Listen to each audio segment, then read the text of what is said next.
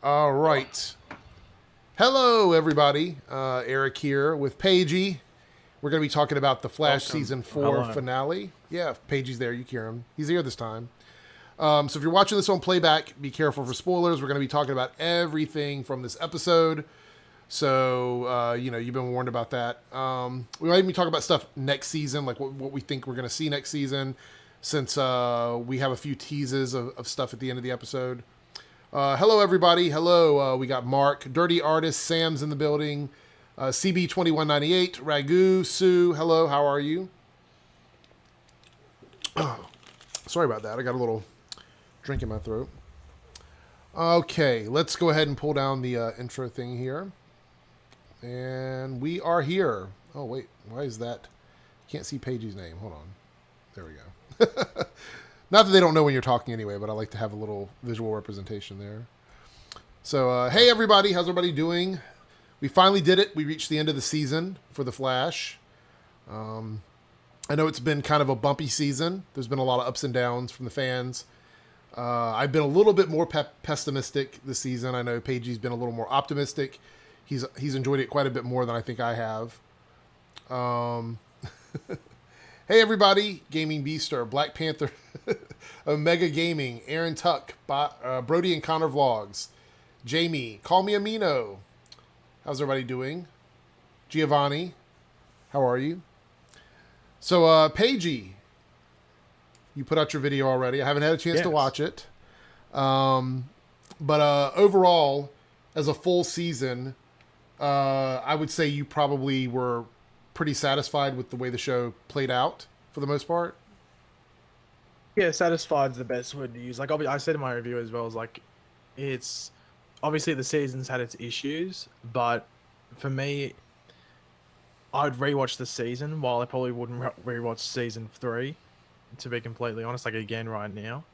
But yeah, like, I liked DeVoe as a villain. I liked his story for the most part. I like, arguably, like at that middle portion of when he'd started his well, I'm gonna eat metas, or take all the bus metas and stuff. It was a bit, it fell down a bit, but I think for the most part I enjoyed, and I just thought it was more consistent on a writing basis than last season, where it was jumping to and fro different storylines, different plot lines, and just confusing the viewer. This one was just much easier to understand. I think it wrapped up much better than last season did.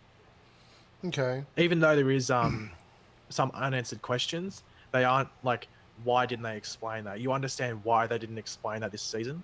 Right. Apart from maybe like one of them, which I'm a bit like, why didn't they do anything there? But I guess we'll jump into that during this stream. Yeah, we're going to talk about a bunch of stuff from this episode.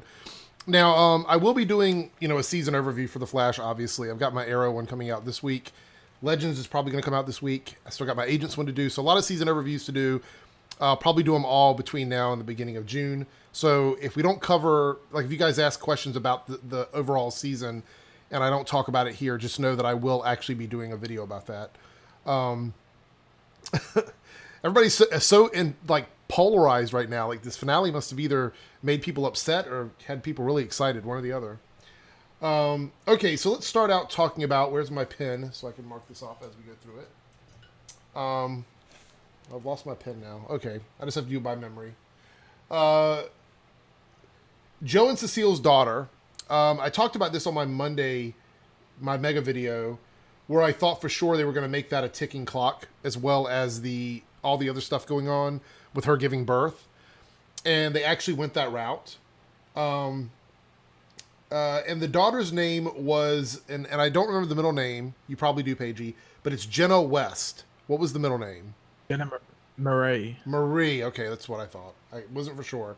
Jenna Marie West. And a lot of people, as soon as that name was dropped, I was watching Twitter, and I saw people saying, Jenny Ognat's confirmed because of the name Jenna West. Yeah. So are we under the impression that they're going to never give this character power? I mean, that's just my thoughts. Is I'm assuming Cecile's telepathic powers were due to the pregnancy, but the baby is probably not going to be a metahuman. I mean, how would that work in the show? I mean, what do you think? Do you think the baby's going to have meta powers or no? Well, I can't remember what they initially said when Cecile got her powers, because I remember they said it was when she entered this period of her pregnancy, that's why she had the powers. It wasn't like, oh, because she's pregnant, she has the powers. Right. So I wasn't sure is it the trimester? Is that the last period of a Yeah, birth yeah. of a pregnancy? Mm-hmm. Trimester.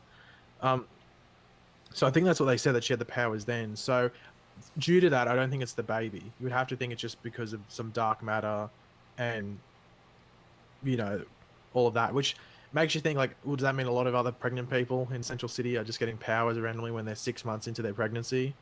Like that's something that might have to address. Mm-hmm. But they might give her powers. The thing is that it's a baby.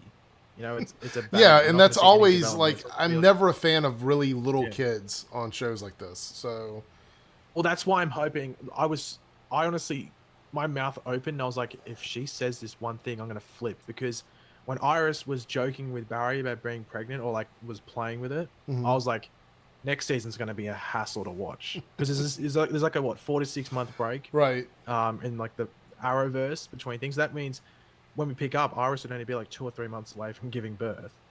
So I was like, please don't say you're pregnant. Please don't say you're pregnant, because it's one thing that Arrow's done fairly well, right, is that they've had William there, like a teen, preteen, and just cancelled out, they're probably being Olicity babies, right.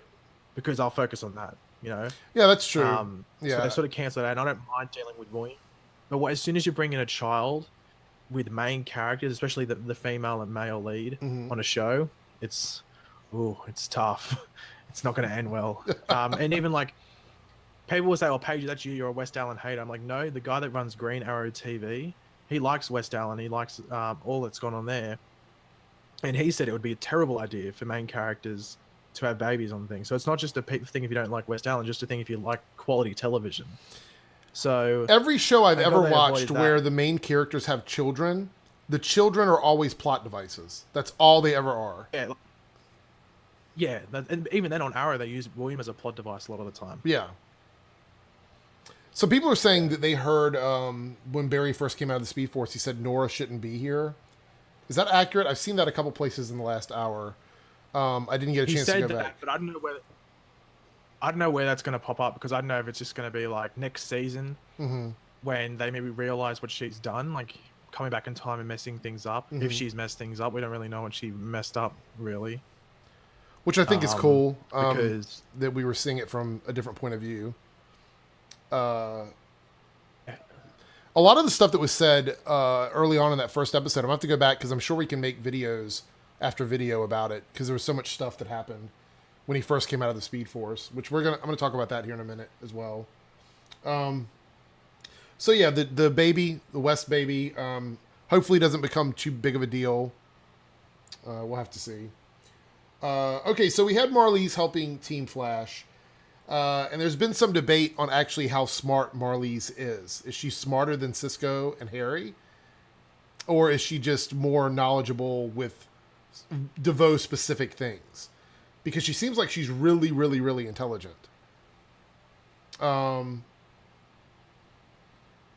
What do you think about that? Do you think Marlize is one of the smarter characters in the Arrowverse? I think she was smart because you had to be smart. I think it's basically what it is. She had to be this level of intelligence just because that's what the plot needed for the Yeah. most part. Yeah, it's basically with like, you can even, it's even similar to like with Cisco and Harry, Mm-hmm. when they need to be smart. Like they'll just know stuff, and then at other points they just won't. So I think it's just one of those things. Because But there was a huge debate I saw on the Facebook page about how Marlize, how could she be smarter than Cisco and Harry coming into Star Labs, because there's a couple things that she figured out that they didn't figure out. I mean, creating a force field is a pretty impressive thing, and I mean they did that a Yeah. while back. So, but she also had the help of DeVoe, because she wasn't necessarily coming up with everything. She was just actually building it because he didn't have the ability to, which I thought was kind of strange. Being the thinker, you would think that the thinker could figure out a way to do that, but I don't know. Either way, wasn't the force field a part of the chair? yeah, yeah, it was. Yeah, so, and the chair was there, so she wouldn't have built it at that stage. It just would have been a part of the thing. But Right, I'm yeah. surprised it kept DeVoe out though. I was surprised that. Well, I didn't think the force field would stop Kilgore from being able to use his powers, because Yeah, that's yeah. You know- Because it's not like he can't affect the chair because we saw literally before DeVoe completely went that he touched the chair. Yeah. The Kilgore stuff went in it. Mm-hmm. So it's not like Kilgore couldn't affect that chair. That's true. I don't know. That's very Just true. have to bullet, Also, his powers, the brainstorm powers, would have gone through the force field too. So, I just thought of that. That's unfortunate. Somebody asked if I'm using this mic to record audio as backup, and I'm using this mic that you guys can hear me with. So if the audio screws up, I can re-upload it with fixed audio. It hasn't happened yet, but I'm always paranoid that it will. I also thought it was kind of funny that Joe got mad at Marlize at like the worst possible time. Like he kind of, I understand that he lashed out at her, but it was so random and it just was really quick and then it was over with. Because she was there to help them.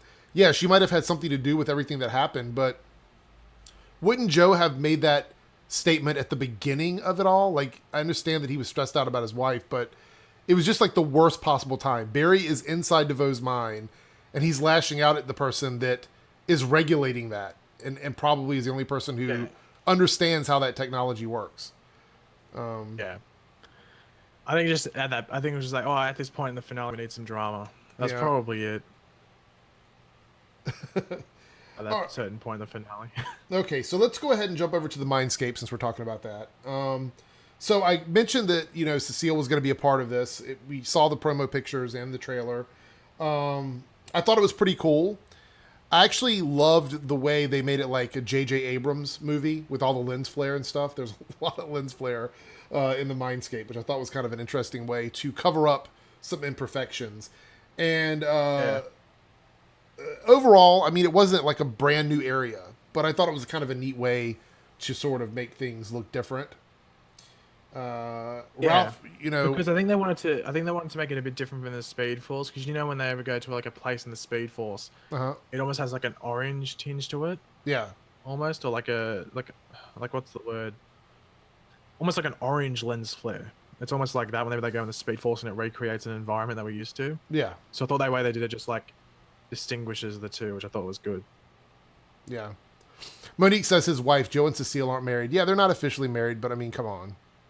I mean, it's pretty much. I mean, what else, call it girlfriend, wife? I mean, they're living together in the same house. I mean, it's pretty much.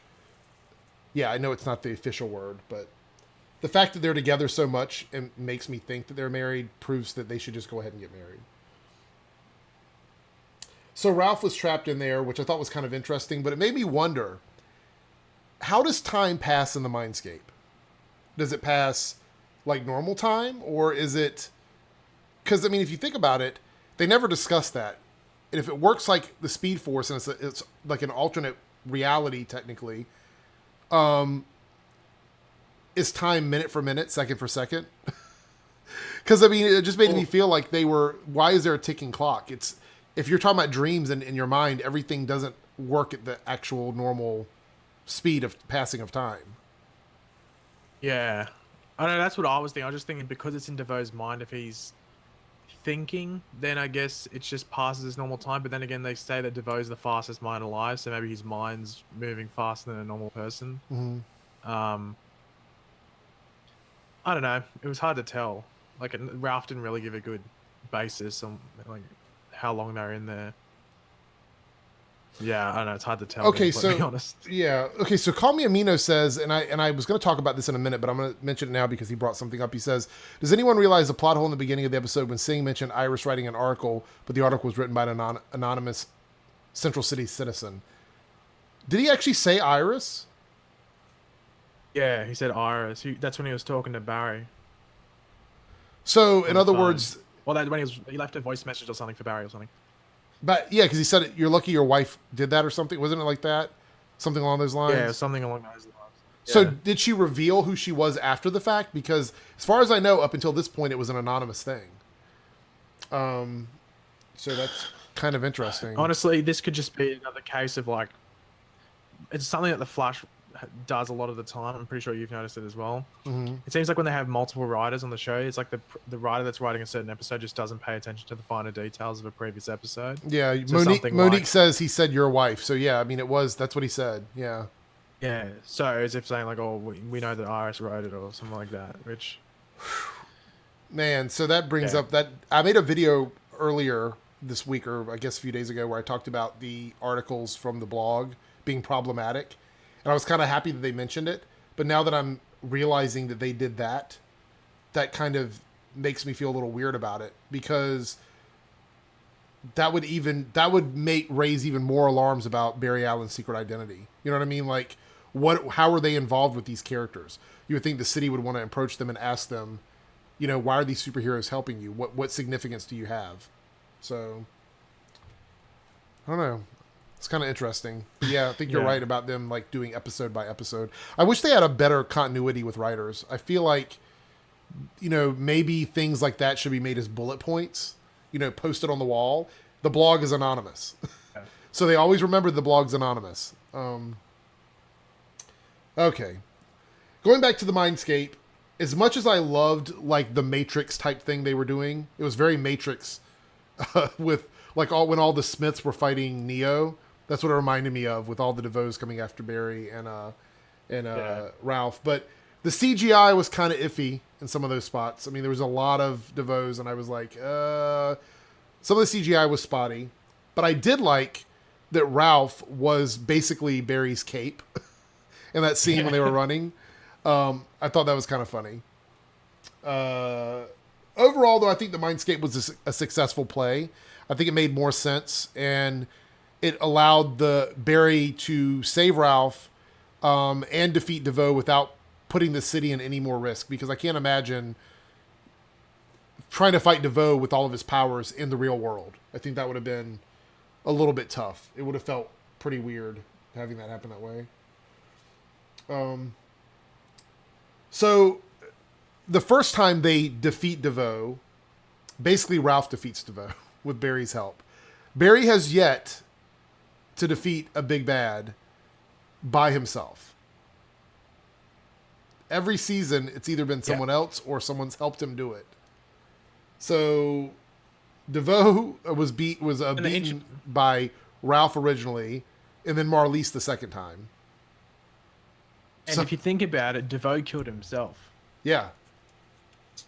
So none of the Like, times, he really killed himself. right? None of the times that DeVoe was defeated did Barry have anything to do with it. No. I don't understand. Oh man, he is the best wingman ever. Like, that's what he is. He's the best wingman. Let's see. So they talked about why Barry couldn't get help from other people. You know, in the terms of like DeVoe was so. To be completely honest, you guys, I'm gonna throw this out there. I don't think anyone in the Arrowverse that we know, not even Supergirl, could defeat DeVoe with all those powers. DeVoe was extremely overpowered. So it made sense when Marlise said that he had thought of everything. You know, it doesn't explain why they didn't try to get help from Supergirl, because they went to Earth X because they thought that would be unexpected. And Supergirl's on Earth 38. You would think that they would have mentioned that they tried to get help from her, or they wanted to get help from her, or whatever, when the satellite thing was going on. But then again, all these shows can't be team ups, so we can't expect heroes from other shows to swoop in and save the day. But at least they made a mention of it. What did you think about that, Paige? Do you think that was an appropriate way to handle it, or? Well, I thought, yeah. Well, it was a common complaint almost. Not necessarily with just this season, but even previous things. Like, it still doesn't cover, like, oh, with Savitar and stuff, why wasn't there any help there? Mm-hmm.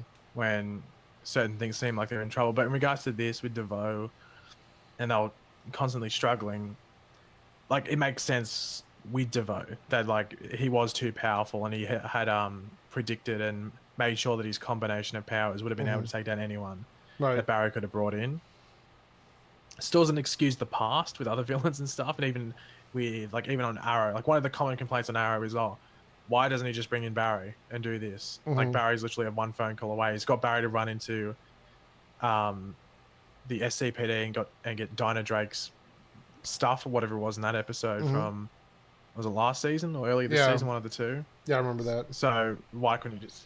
Yeah, so there's common complaints there, but I prefer it when the show stays separate until it gets to crossover time. Right. Like, that's just me personally.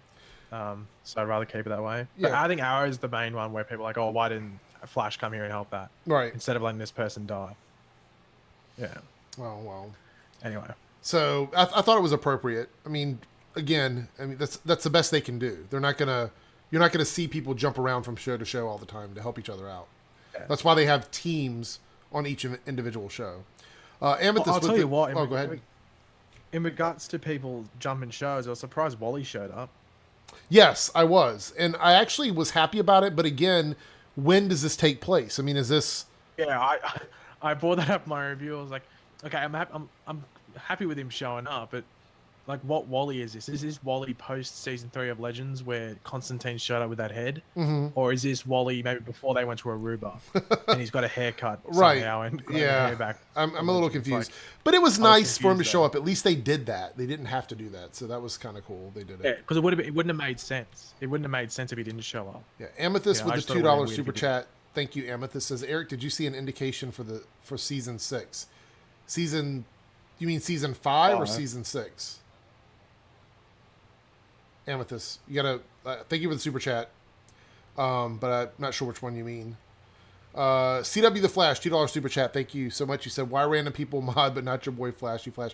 I just modded some people that first got here, and I'm not gonna like sit here and pass out mods to 100 people while I'm streaming. It's nothing personal. Amir with the $5 super chat says, was Nora helping Barry something she was destined to do, or screwing around with time requires her to stay with Barry to ensure the Flash's destiny? So Amir, thank you for the super chat. Thank you, Amethyst, Flash, and Amir. Thank you for the super chats. I think Nora is just a product of her father. She probably saw something that was wrong, and she was thinking, I'm going to go back and fix it. And she did it, and it didn't work. And now it's screwed up. And I also have a feeling that the Nora that we see now may be not the same Nora we had the whole season, because her hair was shorter, I think, than it has been.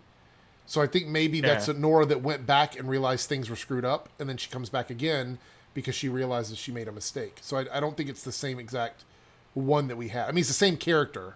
I just don't think it's the one that we've had the whole time. Hey, Steve, how are you? The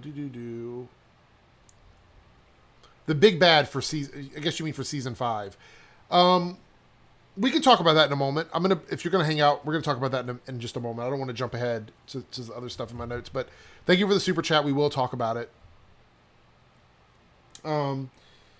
Okay, moving on. Okay, so the satellite scene was very cool. I thought the VFX and CGI for that were awesome. And a lot of people seem to be confused on what actually happened in that scene. So I'm going to try and break it down. Paige, you can tell me if you disagree or agree with this. We saw Barry running ahead to take out the satellite by himself, which probably would have ended up killing him based on what Marlize was saying if he did it by himself. So what we were seeing was Nora reversing time to go back and help Barry do that, so she shared the brunt of the attack with Barry. Yeah. We were watching it from another point of view. Normally we watch everything through the eyes of Barry. This time we were watching it through the eyes of Nora, so that's why we saw Barry reverse because of that. That's what I got from that. Maybe I'm wrong, but that's what I thought happened. Yeah. I don't know. I think they might have just done it. I don't know if we necessarily saw it through Nora's eyes, maybe in some shots, but it could have just been like a visual effect. It was cool though. Really close. Well, I saw so many people tweeting me saying, I thought my TV froze. And people were writing in my comment section because I thought that as well. It was like, because the music went off and it was just still, and I was like, oh, what's happened here? Right. Of course, I trusted it to freeze or would cut out or something. And then it went back and I was like, oh, okay, this is what's happening. I did like how, though, when they made us think that it was Joe and Cecile's daughter, when Caitlin said, here she comes, when the baby was being born, and then that's when Nora started running. That kind of tricked me. Yeah, it's like, okay, that was... so they're giving us a red herring here. Yeah. But I wonder if the mistake was made when she helped him, if that's the mistake she's talking about. Because if he would have actually gotten, if he would have killed himself when he punched that satellite, that would have erased her from existence. So I think she came back because something happened and she knew she had to do that for whatever reason, or that's why she was back anyway. But I wonder if the punching of the satellite was where they made the mistake. Something that happened, maybe they did something, she did something she wasn't supposed to do. I don't know. That's a big mystery for next season. Yeah, the thing is I saw a lot of people saying, "Oh, she came back to stop Barry from dying and stuff." And I was like, "Well, if Barry died, then she wouldn't have been born, unless Iris was pregnant." Right.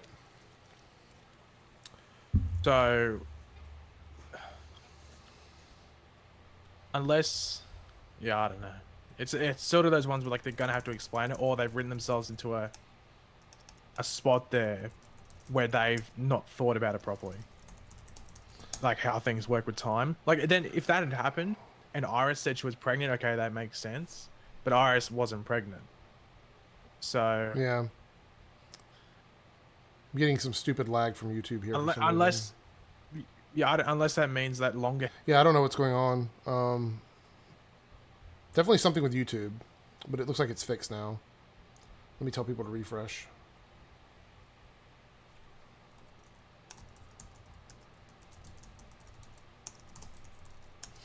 Yeah, I think YouTube dropped the stream.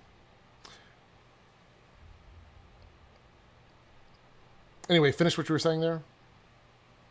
I can't remember what was the last thing. It's about Nora Allen and the short hair and her coming back, and why you thought that she was. Oh well, yeah.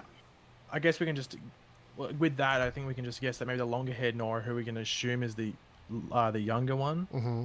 So long hair equals younger version of Nora. Yeah. Came back, did some stuff there, and it maybe led to that satellite thing happening. Like her just being there at certain points led to maybe that satellite crashing down at that certain point and putting Barry in that situation where he had to punch it. And then she had to actually correct something. Yeah, she had to do it herself, basically. She had to come back and fix her own mistake. Yeah. Yeah, something like that. Maybe they could do that, but then again, that's not that much of a big plot thing. Like you could really cover that in one episode. So maybe there must be something else. Yeah. But I just don't know what they're going to do there. Yeah, so... Well, Amethyst, $5 super chat. An indication for the big bad the next season because I missed it. Here's another one for you anyway. Nora, correct. Yeah. So thank you for the $5 super chat, Amethyst. There was no indication for the big bad next season, and there's a reason for that. And again, we're almost there in my notes. We'll get to that. But it has something to do with the producers and the showrunners and, extra scenes. And we'll talk about that here in a moment. Hopefully everybody refreshed by now.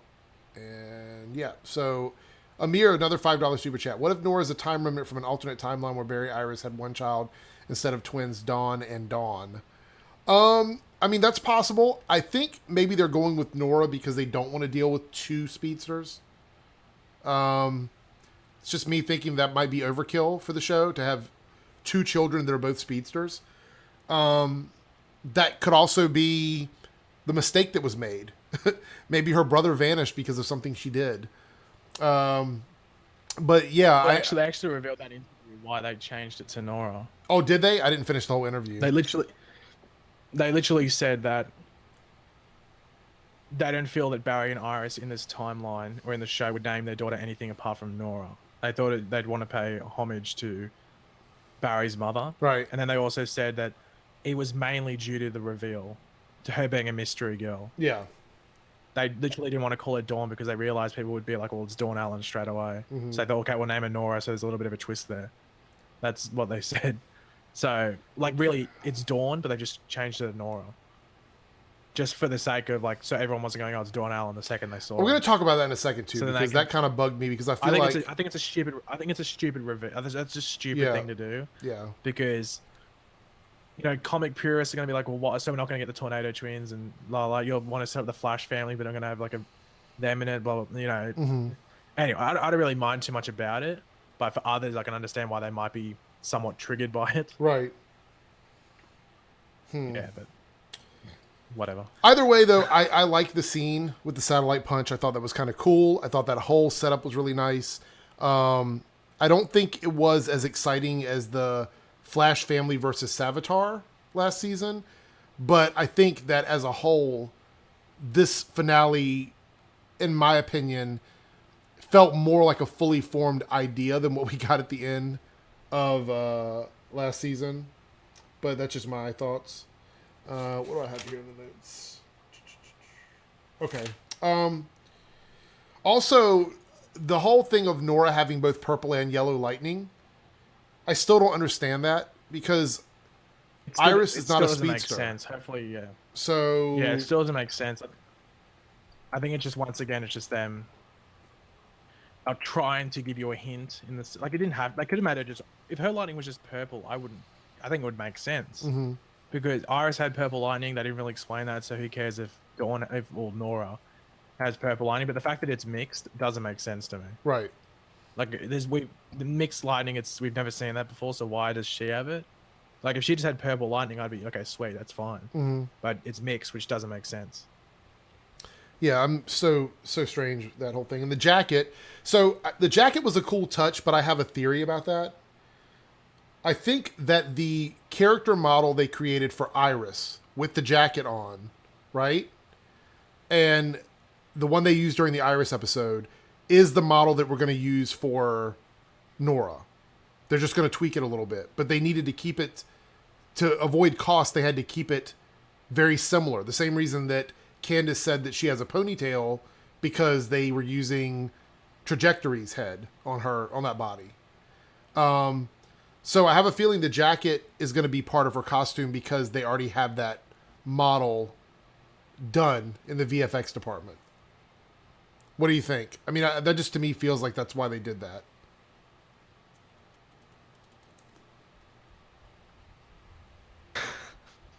Yeah, you there? Oh, good old Flash. They keep you guessing. They keep you confused. Don't probably explain things. Somebody leaked what street my house is on and told me. Leaked it. That's funny. Oh my gosh. But yeah, I think the VFX team probably just they're going to use the design from the Iris episode as the Nora Allen suit, which is why she has the jacket. Just my thought on it. Plus, it looks like the XS costume, so they're just combining characters together. They're just, yeah. Okay, which would explain why they called that baby Jenna. To make you think it was Jenny Ogden. Right, exactly. So, before we get into things they didn't address, which we're going to talk about here, I do want to bring something up that's kind of weird. So, the Black Flash was killed at the end of last season by Killer Frost, which we all know that you can't really kill the Black Flash. How is Nora running around without time wraiths and the Black Flash chasing her? Because she's been there for quite a while. All season, off and on, she's been there. Do you think that we're ever going to see like time wraiths coming after her or anything like that, or do you think they're just done with that on the show? What do you think, Paigey? Well, I think it's just, once again, it's just when something's relevant to a plot, they'll have it there. But, you know, when it's not that relevant, not that needed, they'll just be like, okay, who cares? So, who knows? I honestly don't think I'll be able to answer that. Panda says perhaps that's why she hasn't been around often. Well, the thing is, once you do it, they automatically start coming after you. Yeah. Yeah. She's experienced at it, like the Reverse Flash. Yeah, the first season never addressed that either, but I think it's because the Reverse Flash lost his connection to the Speed Force. Technically, we still don't know how that actually happened, but well, wasn't he using, like, as soon as he lost it, wasn't he using like artificial Speed Force to? Right, yeah. Which, if you remember, anybody that ever did that never had time wraiths coming after them that I know of. Right? I mean, that's not automatically a reason for them to come after you. Also, because like you could argue Zoom, but he still had a connection to the Speed Force. He was just upping his Speed Force through other means. But like Trajectory was really the only other one. Yeah. But she didn't time travel. She just ran and stole stuff. Did Nora just create another Flashpoint? Yeah, Thomas, I think she's created her own Flashpoint probably. Let's see. Didn't Thawne say time wraiths only come for species that time travel and do not know what they're doing? I think that was a very like relaxed way of explaining it, but if Nora screwed up, then technically she doesn't know what she's doing, right? I mean, if she admitted that she made a mistake, then obviously she's not experienced. Because Eobard was double checking everything he did through Gideon. So unless she's got a Gideon that we don't know about, I mean, I can't see how she would have been able to know how things were going to turn out. Out of all the finales, which was your favorite from best to worst? Well, we haven't seen Supergirl yet. I don't think that's gonna. Legends is still my number one for this season. I don't think there's no way Supergirl's going to beat Legends. So I would say it was probably Legends, Flash, Black Lightning, and Arrow right now. I really, really was disappointed with the Arrow finale, but that's just The me. thing with Arrow finale, I think it was good. It wasn't surprising. Right. Like even if you didn't know any of the spoilers that were coming, you could still predict everything coming from a mile away. That's true.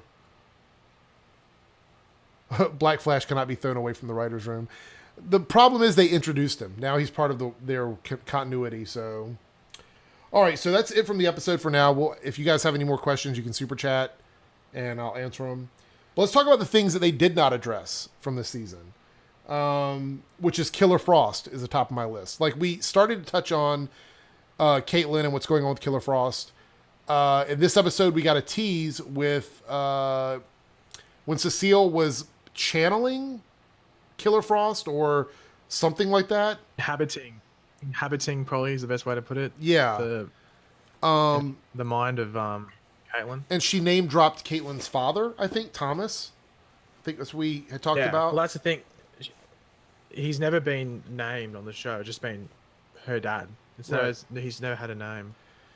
So they really could. That's why they were just able to, Thomas. And I know there was a fairly common name. lot of Caitlyn fans that were upset on Twitter that are basically done with the show. Like I saw them, they were so upset. Well, to be honest, I'm a big Caitlyn fan, but I understand why they didn't include in this finale, just because I think it would have felt out of place. Even though last episode they did that big thing, I still think it would have felt out of place if it was in this finale. And also, we never know, like one of those deleted scenes that we know was in this episode or wasn't in the episode that got cut could have been around the Killer Frost stuff. It could have been like 2 minutes of setup for next season. Yeah. But I would have preferred it not being in this finale, just have that little Thomas thing with Cecile and then come back to that next season. I'm sort of happy with what they did with Killer Frost in this episode. Sometimes like less is more, if that makes sense. Yeah. And somebody was asking about the Ralph having everybody's powers. I don't think so. I think he's just got his powers again. Like, it was in DeVoe's, like,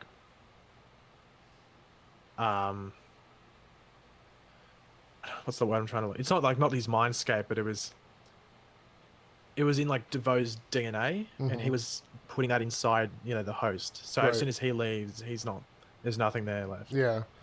Joe, we talked about that, about why there was a rewind scene this episode.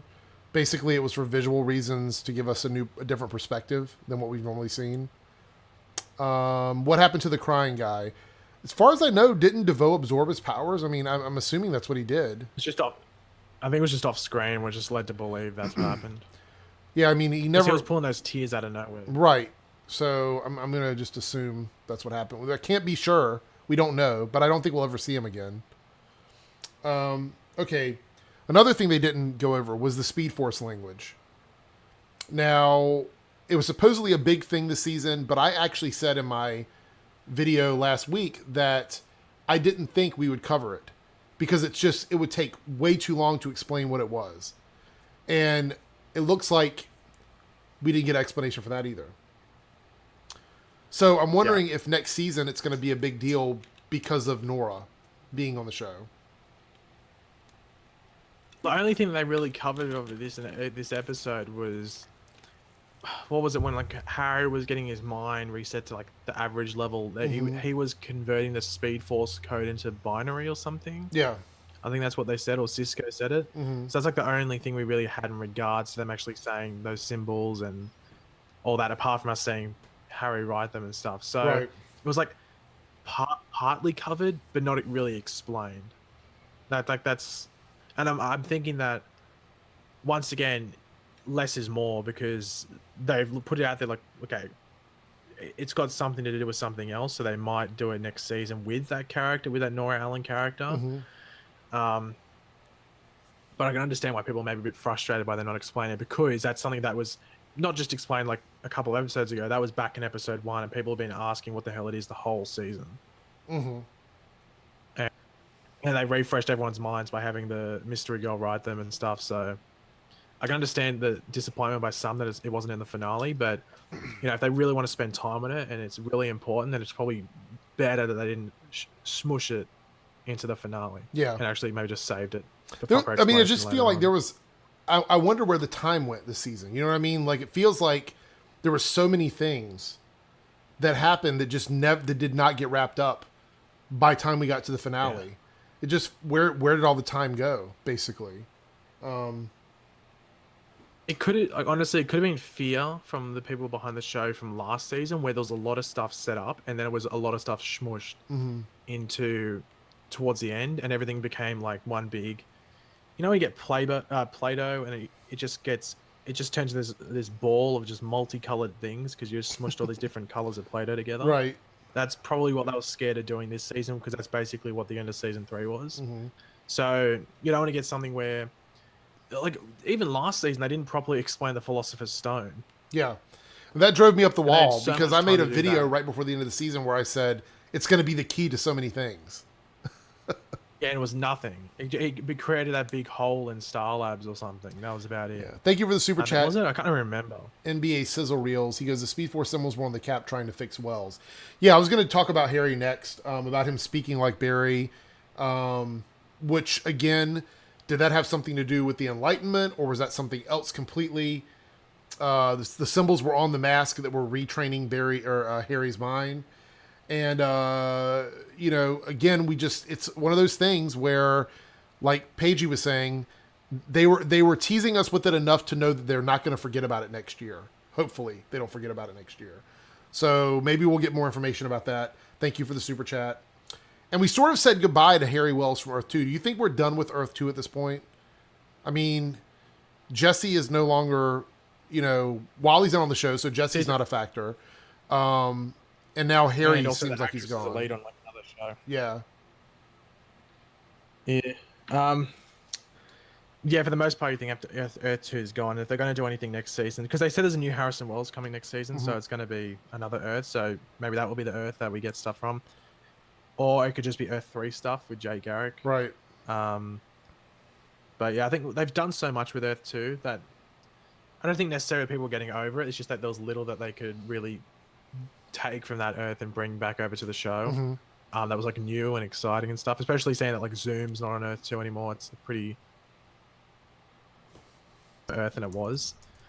So if anything, if they're going to go do anything like a focus on an Earth that we know of, it'd probably be Earth 3, because we know that Jay Garrick's got that new trainee speedster that's a female. So I'm interested to see who that'll end up I just being. feel like both Earth 2 and Earth 19 sort of got wrapped up in this season, because if Cisco's Gypsy. not going to be the Breacher and he's not officially dating Gypsy, then we may not go back to that for a while. Are people okay? So I see Godspeed in the chat. That's not unusual.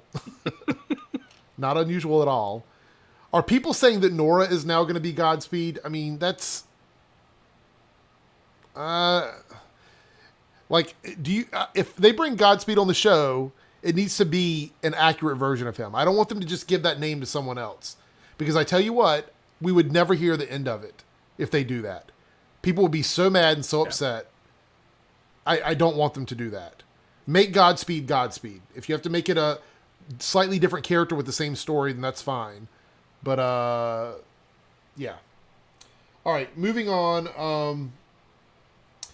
We never did go back to Barry living several lifetimes in the Speed Force. That was something that was teased very early. They made a big deal about it before the season even debuted. Grant Gustin mentioned it. It was mentioned by the showrunners. And we never, ever touched on it. It was never, ever mentioned that I can remember at all in the season. Do you think they just dropped the whole idea of doing that? Or do you think that it was just something they overlooked? Because, You would think it would have at least been mentioned if the showrunners and Grant were talking about it. Like, they would have filmed it or something. What do you think, Paigey? Once again, I don't know. I don't know. It's just one of those things that just like, yeah, I don't. I sort of gave up on them even doing that once we got to like maybe episode 17 or something.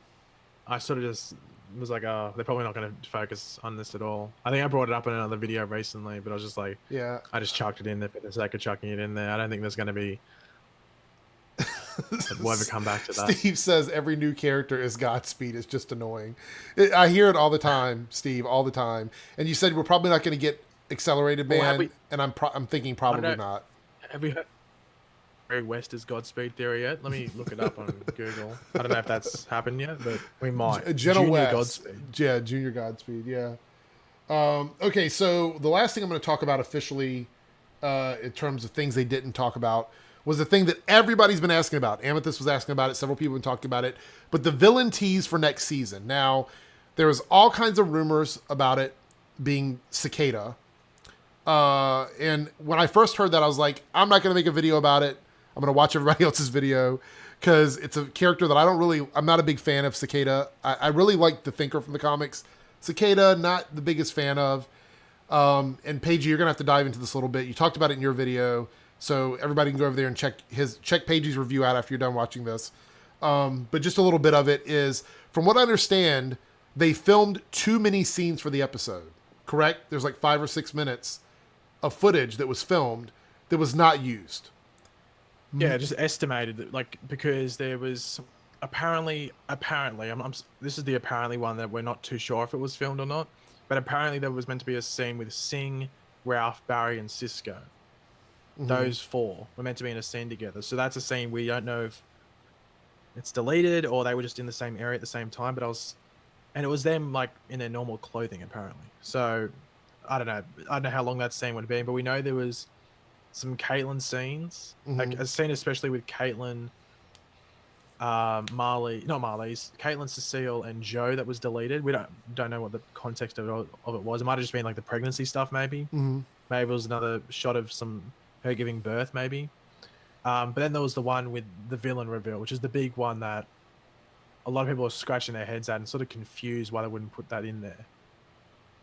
Because I'm confused as well, which makes me think, I think I said it before we came into the live stream, it must be like they must have just changed their minds after the backlash, because they would have had time to. They would have had time to delete that scene at the end and just make the ending scene the whole Dawn Allen thing, right? Or Nora Allen thing. Got to get used to calling her Nora. But I think that's what happened. They've heard the backlash because honestly, it wasn't good. Like, I reckon there's maybe about 15, if I was going to chuck a rough percentage out there, maybe 15 or 20% of the people that heard that news and like heard the details of it were for it. And the rest were like, no, we don't want Cicada or Cicada. Yeah. However you want to pronounce it. We don't want him. We want someone else. We want, God forbid, Godspeed or something like that. We want a villain, or we want one of the Speeds to villain, or we want Cobalt Blue. We want something like that. Yeah. So, see, maybe they heard that and like, oh shit. I think it would be cool to have a villain that maybe has a connection to the Speed Force, but doesn't have like normal speed. Like, I think that would be a cool villain. That's why Cobalt Blue, I think, is a good villain for this time in the show's run, because he's not a speedster villain, but he can use speed if he wants to. So when the plot needs it, he can take someone's speed, whether it be Wally's, could be Nora Allen or something like that. He can take their speed and use it. Like, I think it's the smartest choice going Cobalt Blue. But even then, I was thinking that maybe if they did Cicada, it would be like the opening half villain, and then maybe something he does maybe causes Cobalt Blue to happen. But honestly, it wouldn't surprise me if they've heard the what do you call it, the backlash, and we're like, oh, okay, let's not do this. Right. Somebody was asking about who's been Gary Frey. Yeah. What were you gonna say? Sorry? No, you were saying something? I didn't mean to cut you off. I was saying that I forgot. He wrote there was scenes with a Ralph fighting himself. There was elongated man versus elongated man. Yeah. That was another scene that was cut. Hmm. So I knew there was Hopefully, another one. what I'm hoping With is that all some of those. these scenes will get released after, after the show is off for a couple weeks. They might put them up on like CW because I think they've done that before, where they've taken scenes and put them up. You know, like the scene with the team feeding the pipeline metas with Big Belly Burger and stuff like that. Like they put scenes up like that Yeah. before that have been cut from episodes. So somebody's asking who's been around the longest out of the 4 channels that we normally cross over with. Probably me. I've had a YouTube channel since 2007. I don't think anybody goes back that far, so probably me. But I wasn't doing this kind of stuff for like 8, 9, 10 years. So yeah, I didn't start doing like TV reviews and stuff till about 3 years ago. So my channel was kind of not doing anything at that point. Mir had a super chat here. He goes, "Are they ever going to explain how Thonwell's returned, let alone how the past was unchanged due to Thon dying in Legends?" Okay, so Amir, I made so many videos about the Reverse Flash and all of its theory and speculation. When Matt Lesher did a Periscope a while back, he explained that the showrunners told him that the Thon that is running back in time from his future, from the point that he left the future to come to the past, the Thon that exists in the Speed Force during that period is not affected by anything that happened outside of normal time. So that version of Thawne always exists because from the point he decided to leave in the future to go back and change the past, he's protected within the Speed Force. Now, you could take from that what you will. It's very hard to understand how that is, but the showrunners, that's what they told Matt Lesher. He's said it during that time. He said it when I talked to him at DragonCon last year. So that's how it was explained to him. I'm just like you. I don't understand how somebody can be erased from reality and still be protected, but that's what he was told, and so that's the way it works. So technically, a speedster, if they enter the Speed Force, their last time entering the Speed Force, that version of them is protected. I guess you could say. Anything to add to that, Paigey? I mean, that's.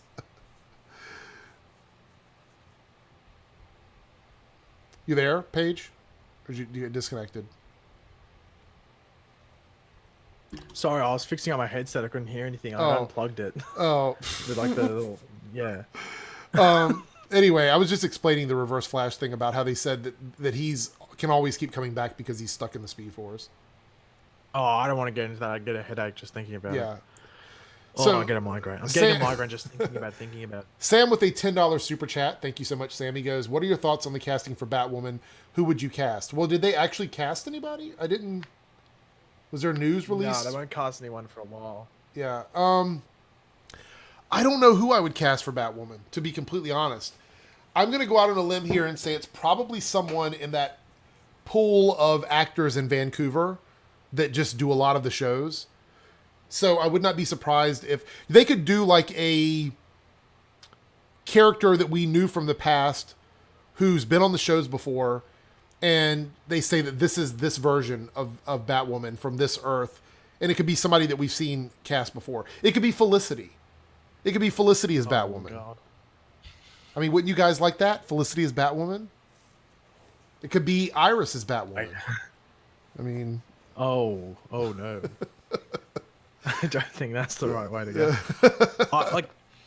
I saw a lot of people saying this, and I think it's one they could go with depending on her schedule. Because she is not the main character, but she's one of the mains in the show, and does film in Vancouver. And there's like a popular one. That's that Madeline Petch from Riverdale.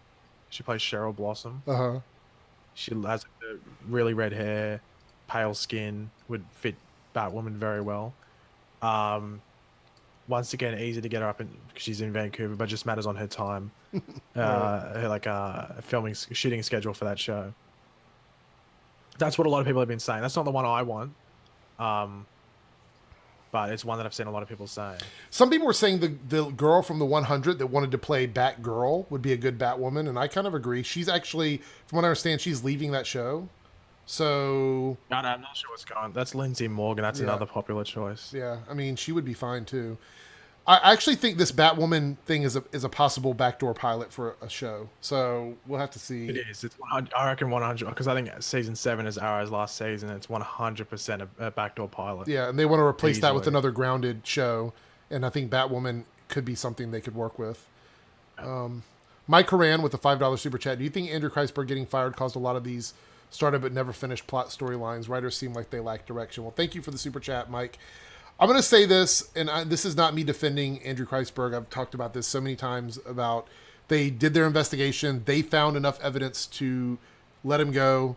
I'm not going to question that. It is what it is.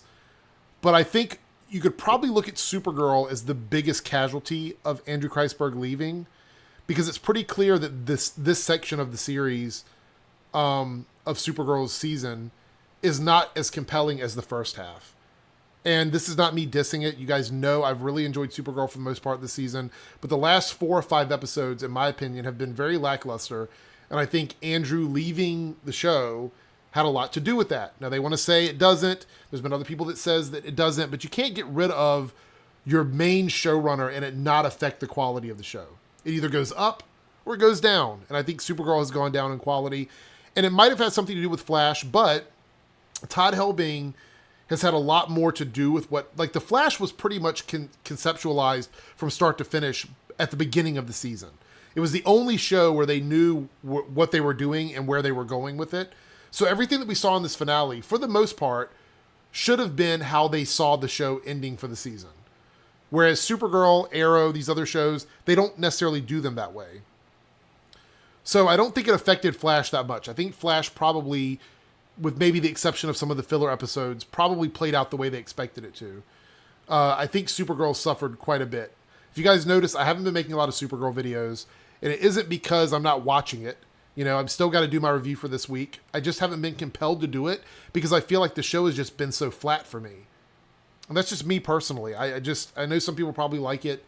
I can't talk about a show for more than 3 or 4 minutes if I'm not driven by any of the plots or any of the stories. And Supergirl just didn't do it for me. What about you, Paige? Do you think Andrew Kreisberg had anything to do with the Flash this season, or do you think that, like me, that it was pretty much planned out the way it was going to go? Well, I think he had stuff to do with the Flash, but I think they organized it. Mm-hmm. Like, it was all down. Like, okay, this is what's happening. We're sweet, and it was all written off before the season even kicked off.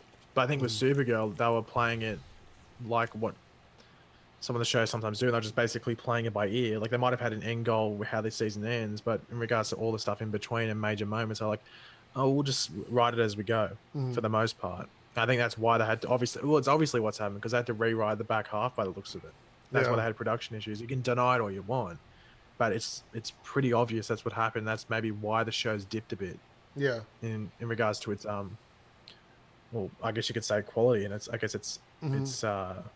intriguement value, if that's a word to use. So yeah, maybe next season they should maybe organize it early on so it's not a mess come mid season. Well, quickly on the Batwoman stuff, there was one other one that I saw a lot of people saying, and I was thinking that won't happen, but then I was thinking, oh wait, it might happen. Is the girl who played Storm in the X-Men, the new X-Men movies? Oh yeah, yeah. I know what you're talking about. Gosh, what's her name?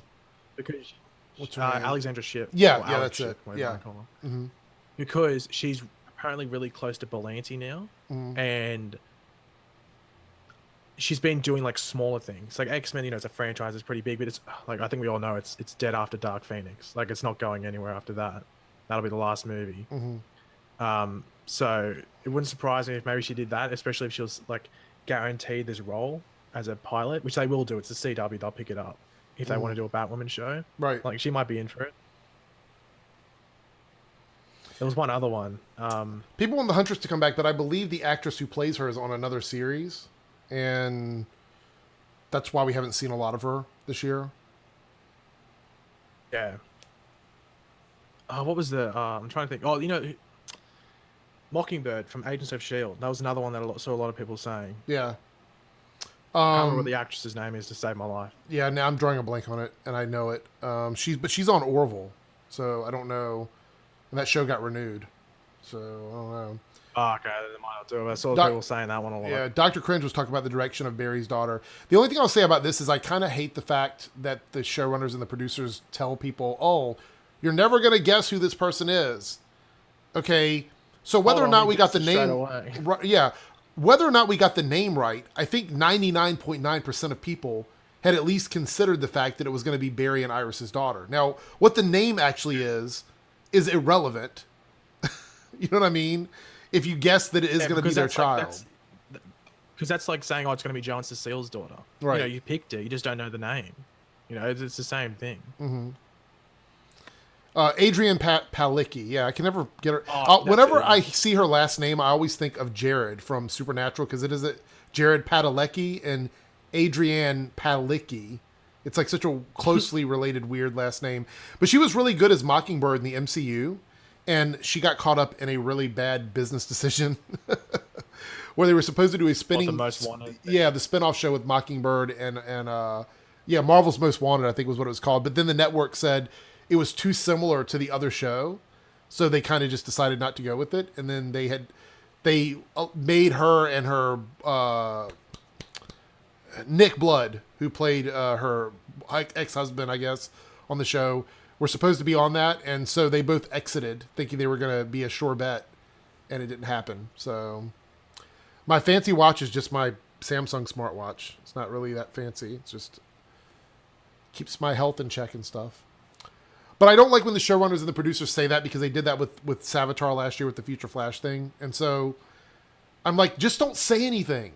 Don't tell us that it's wrong. Just don't tell us anything, you know? You know, it's like with Zoom. They didn't say anything about Zoom. I think the only person that said something about Zoom was Grant Gustin. He said, I've seen the theories, and that's all I'm going to say. Right. I hate that. Talked about was the Man in the Iron Mask. I think they went into depth about that, and I think that's when they said no one, like they said people had said it, but it's not one of the top theories. I think that's one of the things they said about the Man in the Iron Mask. But that was back in season 2, where like YouTube and all the theorizing and stuff wasn't as big. Like it got much bigger in season 3 and stuff. Yeah. But yeah, like the Man in the Iron Mask was one where I think they sort of went to death. But really, like Zoom and like Reverse Flash was obvious. Like it was always going to be Eobard Thawne. It just mattered like who was Eobard Thawne on the show. Right. The glory days of season 2. The glory days. So remember back then? Yeah. So as far as Batwoman goes, I see a lot of people talking about how she's not a very good character in the comics. I don't think they're going to make her exactly the same as she is in the comics. I think they'll take a lot of stuff from her that they like. They'll probably take the look of her character and maybe some of the personal stuff from her character and then just make her a twist on a female version of Batman. That's what I think she's going to be. I don't think she's going to be the Batwoman from like the animated features of the comics. I think it's going to be a Batwoman designed for the Arrowverse, because if they're going to use her as the main character on a spinoff show that's going to inevitably replace another one of the shows, they need to make her likable. They don't want to make her like this character that nobody likes or they don't understand or get along with or whatever. So yeah, Jessica Digo played the Huntress, not Adrienne Palicki. Who said that? Wait a minute. I never said that. I don't think Paigey said that either. I said Mockingbird. Yeah, that's what I said. So, but the actress that plays Huntress, I believe, is on another show. Yeah, I can't remember what she's on. Yeah, I know she's on something. Now, here's another thing. Tom Cavanaugh has been cast in a movie called Be the Light. A lot of people thought it was a TV show. Everything I've researched on it, it makes it a movie, and it's filming like right now, meaning that it's filming during the break between the shows. So Tom is probably going to come back to the next season of The Flash in one way or another. Filming a movie will not take the time up. So what was that, Paigey? They said there's another Wells next season, so he's going to be in there for at least a bit of it. They said there's a new Wells. Yeah.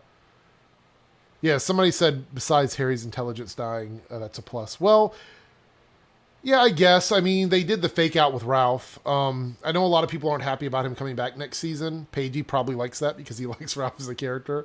I like Ralph. Yeah. Best character of season 4. So, yeah. Replace Arrow with the Question. I don't think the Question would do well. I think the Question would be better on, like, as a side character or in the DC streaming universe, maybe. Unless they did the one where the question is like, was it killed and he comes back? He makes like what is it? He makes a deal with the devil. It's like dark. It's like supernatural question. Yeah. I can't remember what it is. Yeah, I can't remember what exactly it is, but that'd be pretty cool. Ben says that his fingers crossed they at least addressed why Nora looked cross between Caitlyn and Harry. Yeah, they never addressed why she gave those evil looks. Like, I don't understand what that was unless it was just to throw us off, maybe. Melissa McCartney for Batwoman. Maybe in a, what is his name, Paul Feig? Maybe in a Paul Feig universe. Killer Frost needs to come strong next year. We'll see. I mean, they've set it up so we... Again, just like last year, they set it up so we have a chance to do something with Killer Frost, but you never know. Amethyst says, I think they will do her like the main Batman and then do a spinoff of something such as Birds of Prey. Warner Brothers had that for a while, one season. I would love a Birds of Prey show, and that would make a lot of sense if Batwoman, if they wanted to build a team Batwoman without it being the Bat family. They could do like a Birds of Prey type thing. But I think you're right, and I said this in my video about Batwoman. I don't think we'll see Batman on the show because look at the mess we're in with Superman on Supergirl, because he could have easily came in and helped with this rain thing, and they've never even attempted to contact him. Not once. There isn't like, oh, Clark is off planet, or Clark is doing this, or he's doing that. They've just never even mentioned it. Not even one time. Mon-El hasn't brought it up. The Legion hasn't brought it up. It's like he made his appearance and then he disappeared. So I don't think we're going to see Batman as part of the Arrowverse, which is why I think Batwoman may be the unofficial version of Batman that we're going to get. She may literally be a female story that mirrors that of Bruce Wayne, which would probably make the most sense if they wanted to do her as the one and only Batman character. Because then they could do all the spinoffs from her as being the Batman person. And I think that would be fine, because we're never going to get Batman in the Arrowverse. I just don't see it happening. I actually think that the only reason we're getting Batwoman is because Gotham has announced its final season, and that means Fox will lose their distribution rights. The minute Gotham goes off the air, they will no longer have rights to those characters. So, why does CW do this, not allowing film characters on the shows? Because they feel like it's confusing to consumers. We know that's not the truth, but they do.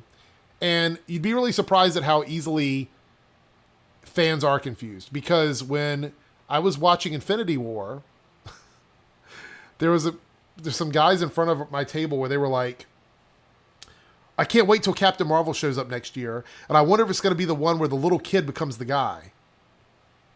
And, you know, obviously that triggered me because I'm like, not the same universe. And then the same thing about the whole Fantastic Four crossing over, or the X-Men crossing over with the Avengers. I hear it all the time at the theaters. So there is a little bit of, I kind of understand where they're coming from in some ways. But at the same time, we have two different Flashes, and they don't seem to care about that. But they look at the trinity of Wonder Woman, Batman, and Superman as being their most profitable properties. So that's why they don't like to do it. But I think Tyler Hoechlin made a really good Superman on Supergirl, and used sparingly. I actually think he would be a good character. But I guess they're not going to do that.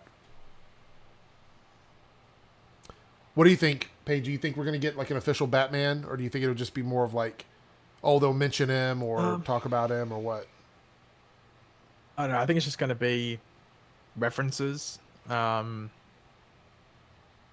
that's about it. I don't think we're going to get much. Like, I don't even expect to see like even like a Red Robin or something like that. I don't think we'll get anything like it. It'd just be Batwoman. You might see Wayne Tower, maybe some Ace Chemicals.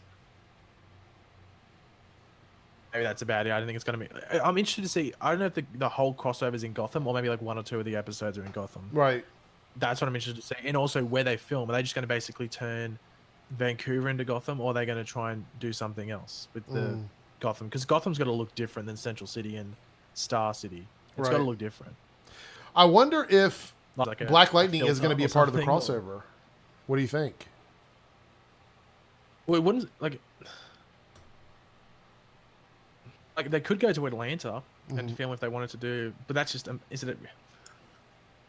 Like they could film the crossover in Atlanta. They could make and use the Gotham. They could buildings make there and Atlanta look like Gotham. There's areas in Atlanta that you could do that with. Yeah, I mean, and film, but they film like the more suburban areas. So they, they could bring Black Lightning into that if they wanted to. And it's not like they'd have to, set up another filming thing. They could just use the Atlanta filming department that's there to film for all this, because it's not Black Lightning that just films there. Like all those originals and Vampire Diaries shows shot down there. Like a few of them shoot down there. So, they could do it down there if they wanted to.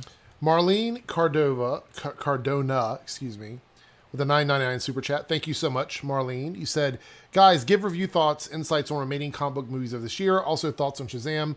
Will MCU explain Captain Marvel surpass box office? Wonder Woman. Okay, so this year, we'll talk about this real quick because I don't think there's that many left this year.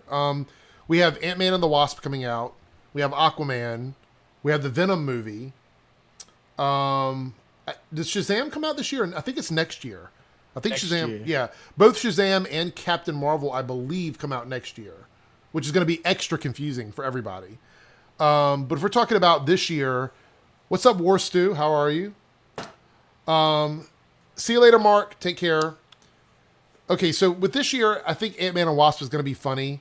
The first Ant-Man I really enjoyed. It wasn't my favorite MCU movie, but I think it's, like, I'll watch it if it's on, or, sometimes I'm bored, I'll put it on. And I like Paul Rudd as the Ant-Man, so, and we're getting the Wasp, so I think that's great. What do you think about that page here? You're going to be going to see, I'm going to see that on opening night for sure, so. Yes, I am. I think it comes out first in Australia, then America, then England get it like a month later, or Britain. Or, well, that's good. Britain or whole of Europe gets it like a Who month cares later about Boba and Ben? They can see it when they want to see it. I don't know. It doesn't matter to them. Yeah. Yeah, so I'm excited for it. Yeah, I enjoyed the first Ant-Man. And then we have the Aquaman movie, which I'm dying to see the trailer for that.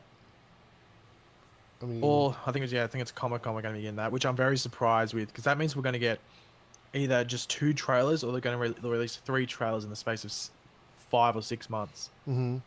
So, which is, a lot. But yeah, I have faith in Aquaman. I have faith in James Wan.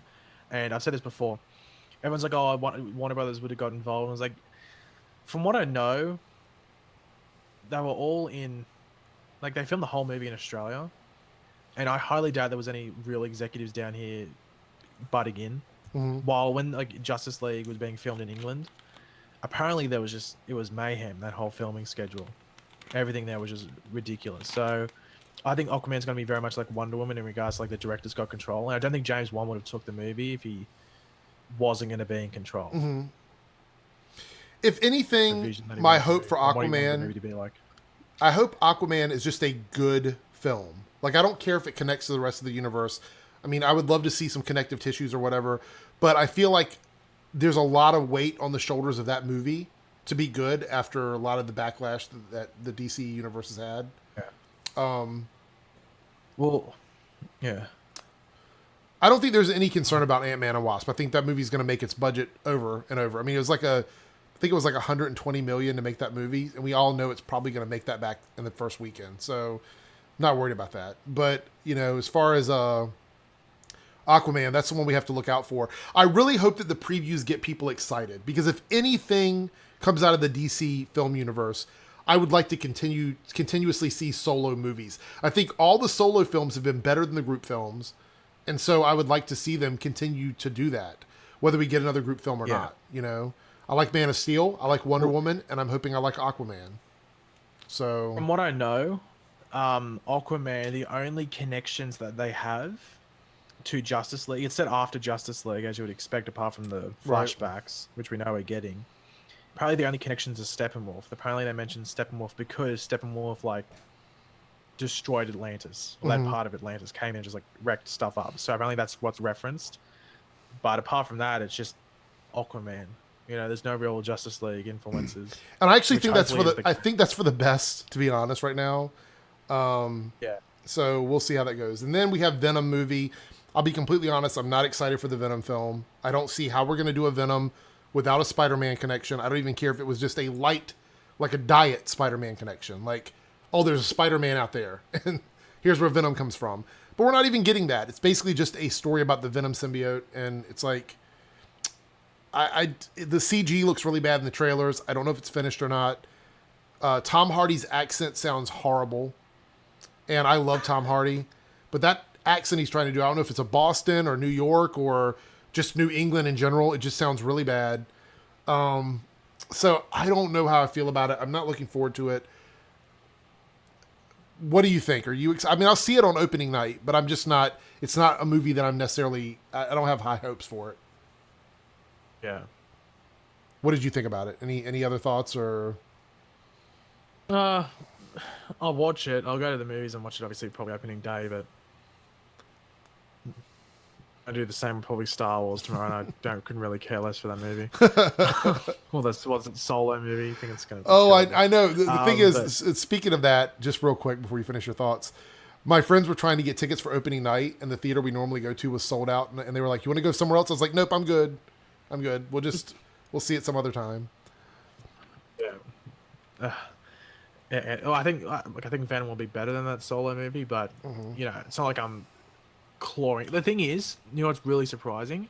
How many people didn't know that movie was coming out? The Venom movie? Yeah. Even though the trailer got heaps of views. Because I was in the cinema. I've seen Deadpool 2 3 times now. Yeah, I've seen it so many twice. people are like, oh, Venom movie's coming out? Could have been in Australia, that Venom trailer with like when the We Are Venom thing, where the mask comes over or the skin comes over, what do you want to call it? Yeah. That trailer's playing before Deadpool 2. So many people saying, oh, there's a Venom movie coming out. There's so many people mustn't know that it's coming out or not, even though that trailer got like heaps of views. And we talk about the confusion. Which I thought was really surprising. Sony is definitely confusing their audience members on purpose because people think that that's an MCU movie because they're like, oh, it's got to be connected to Spider-Man. I'm like, it's not. It's a completely separate thing in a separate universe. It just doesn't make any sense to me. And Incredibles 2 is coming out. I'm actually really excited about that. The kid in me is ready to see that movie. I love the first Incredibles movie. I've watched it like 100 times, I know. So I am excited to see that one. But I think that's it for comic book movies this year is Ant-Man and Wasp, Incredibles 2, Venom, and Aquaman. I think that's it, right? For the rest of this year. And let me see here. Let me see what the 2018 films are. Let's see, or 2019 comic book movies. And maybe there's a list here. I think the first one's Captain Marvel. Yeah, let me see what we got here. Avengers 4 comes out next year. Wonder Woman 2. Spider-Man Homecoming, the sequel, whatever that's going to be called. The Captain Marvel movie. Oh, wait. One more comic book movie comes out this year, and that's the animated Spider-Man movie. Oh, yeah, the one with Miles Morales. That comes out in December, though, right? November or December? That's like the end of the year. Comes out around the same time as Aquaman. I think it comes out like 2 weeks after Aquaman or the week after. That's going to be interesting. I don't think it'll break any records, but I think it'll be... I'll go watch that, probably. Wow, there's a lot next year. Holy crap. Okay. So we have... Hellboy, yeah, Dark Phoenix. There's 15 superhero movies. Avengers 4. I think this is in the order they're released. Avengers 4, Wonder Woman 2, Spider-Man Homecoming sequel, Captain Marvel, Shazam, Hellboy, Glass, which is the sequel to the M. Night Shyamalan movie, Unbreakable. And Split. Yeah. Gambit, which, let's be honest, that's not going to come out next year. Suicide Squad 2, which they're not even filming that, so I doubt that's coming out. Let's see. Yeah, there's another Charlie's Angels coming out next year. Holy crap. I didn't know that. So, yeah, I mean, I'll see all those. Avengers 4, of course, I'm excited about. Wonder Woman 2, I really enjoyed the first one, so I'm going to see the second one on that. We don't have a lot of information on that. We don't know a lot about Spider-Man Homecoming sequel, except Mysterio is supposed to be the villain. And they were saying Jake Gyllenhaal was supposed to be him, I guess. That'll be interesting. Yeah, Captain Marvel, which we know it's a prequel. It takes place in the 90s. I'm totally down for that. Shazam. Let's talk about the Shazam costume. I'm not going to show a picture of it, but we got to look at it on the poster, like the top half of it. And I don't think it looks too bad. But I mean, I kind of you can tell that it's a lot of padding. You know what I mean? That he didn't necessarily bulk up that much for the costume. Yeah. But let's be honest, though. We're only going to see him in the costume. Zachary Levi, or Levi, or however you pronounce his last name, whenever we see him, he will be wearing that costume 100% of the time. There should be no reason that he would be in anything else. So... Yeah, when Shazam becomes Shazam, unless Shazam puts like a jumper on or something, but he's still going to be in the suit. Mm-hmm. You know, he's not going to, be walking around in jeans and a t-shirt with no suit on. Yeah. So, I mean, I'm okay with it. I think the suit looks fine. I didn't like the set photos, but they were very poor photos, and I never judge anything until I see it in motion. So I'll wait till the trailer comes out. Yeah, like that's the thing. That's the same thing with the other Captain Marvel, not Shazam, but the Marvel one. Mm-hmm. That suit is very average, but when it comes to, it'll look good on screen. Right. Like on set photos, it's just because we're looking at it like, obviously when they shoot that, the suit on film, it's gonna be shot at different angles and stuff to make the suit look good, and some CG added. Like we know Shazam's suit's probably gonna be flickering with lightning. Mike Horan says his costume looks like something I'd see someone wearing on Halloween on a college campus.